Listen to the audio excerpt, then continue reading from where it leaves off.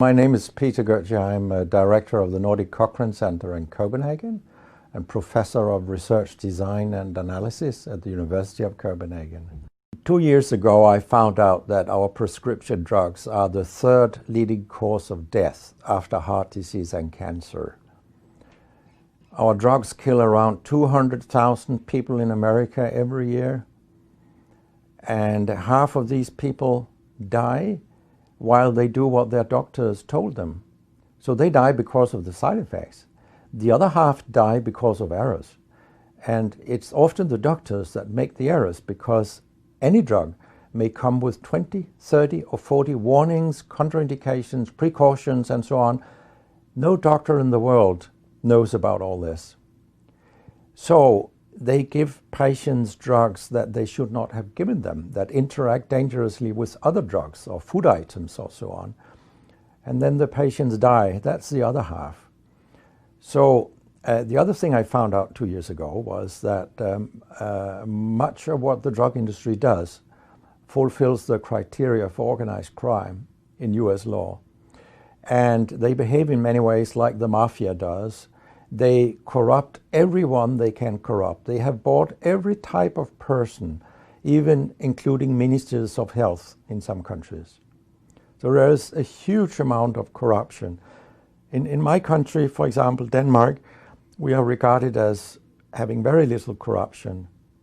But yet we have thousands of doctors on industry payroll, although we are just 20,000 doctors. So this is an effective kind of corruption. The drug industry buys the professors first, then chiefs of department, then other chief physicians and so on. They don't buy junior doctors. So when several thousands are on industry payroll, it's really, really bad.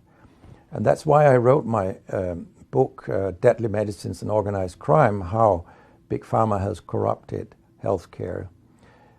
I hope to convince patients not to take so many drugs, because so many die from the drugs they take. In my country, people take so many drugs that every single citizen can be in treatment with 1.5 drugs from they are born till they die. This is incredible. And drugs are not that helpful. And they kill very many of us. We know that. That's why drugs are the third major killer after heart disease and cancer.